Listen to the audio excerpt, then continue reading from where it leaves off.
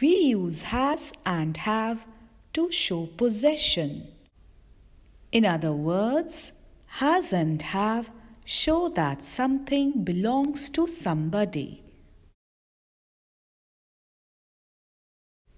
Has is used with he, she, it, and nouns in the singular number. Nouns in the singular number mean when we talk about one person, place, animal, or thing. Dear children, now look at these examples. He has a toy car. She has a pet cat. It has a long neck. Ram has balloons.